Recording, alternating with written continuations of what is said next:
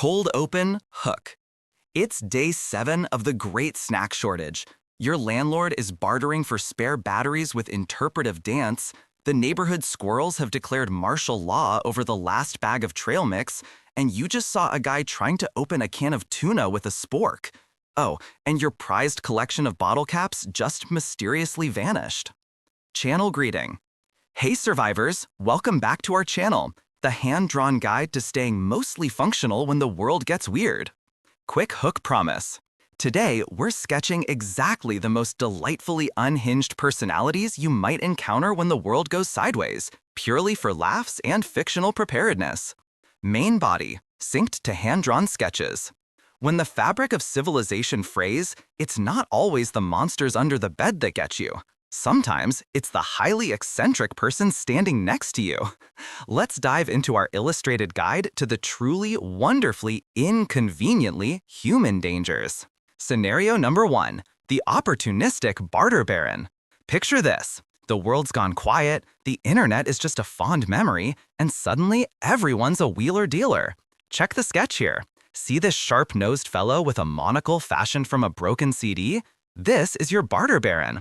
Their danger isn't sharp objects, it's their painfully lopsided deals. They'll try to trade you a half-eaten bag of slightly stale potato chips for your last functioning bicycle, claiming it's a vintage artisanal snack experience. They thrive on confusion. Your last roll of duct tape? They'll offer you a crumpled receipt from 3 years ago and insist it's a collector's item with historical value. See the gleam in their eye? That's not malice. It's the calculated glint of someone who just convinced your other neighbor to trade their entire collection of garden gnomes for a single, slightly bent paperclip. Their danger is primarily to your sanity and your dwindling supply of anything remotely useful, turning every interaction into a surreal game of apocalyptic Monopoly, where they always have Boardwalk and you're stuck with Baltic Avenue.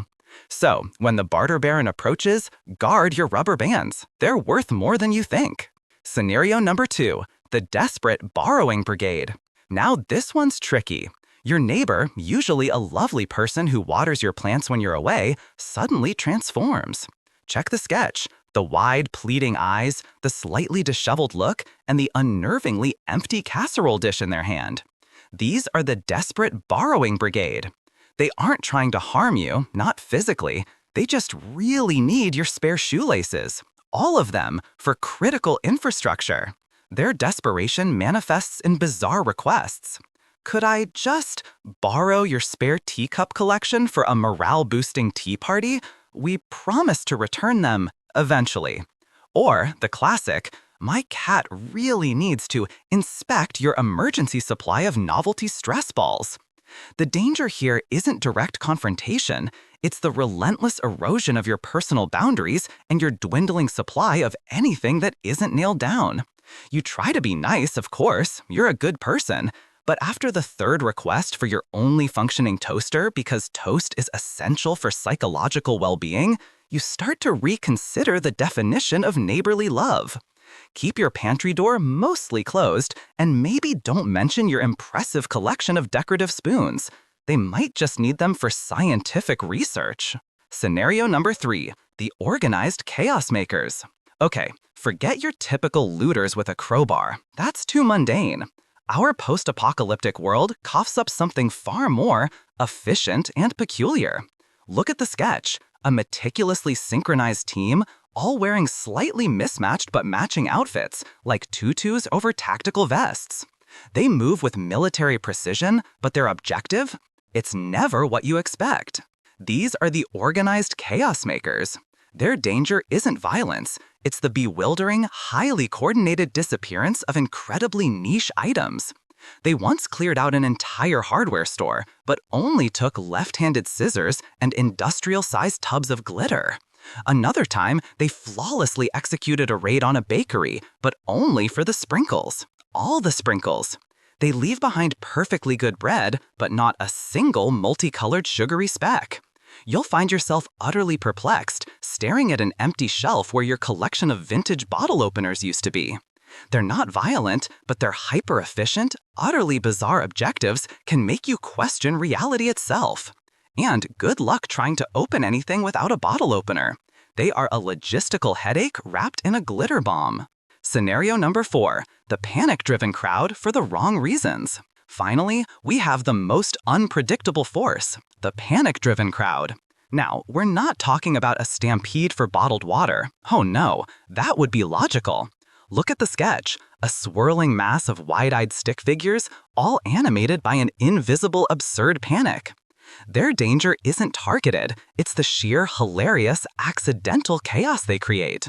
One minute, you're calmly enjoying your last slightly flat soda, and the next, you're caught in a human wave because someone yelled, "They're giving away free, slightly used garden gnomes at the old hardware store."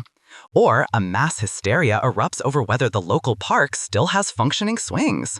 You might get your hat knocked off, accidentally swap shoes with a stranger, or find yourself inadvertently part of a flash mob aggressively singing sea shanties about the demise of reliable public transportation. Their danger is pure, unadulterated, often comedic, collateral damage. It's like being in a mosh pit, but the mosh pit is for the last packet of sugar, and everyone is vaguely apologetic about bumping into you. Just try to avoid eye contact, and definitely don't let anyone know you have a map to the last remaining bouncy castle. Wrap up. Takeaway. So, whether it's the dude trying to trade a paperclip for your entire pantry, your neighbor borrowing your rubber duck collection, or a flash mob aggressively singing sea shanties about the demise of reliable public transportation, remember this. The human spirit in crisis is truly a wild and ridiculous thing. Keep your wits about you, but more importantly, keep your sense of the absurd. It's the best shield against the weirdness. That's it for today's page from the Apocalypse Sketchbook. If this entertained you for at least 5 minutes, hit like, drop your funniest hypothetical survival idea in the comments, and subscribe so the next disaster feels slightly more ridiculous. Stay sharp, stay weird, and I'll see you in the ruins, the imaginary ones.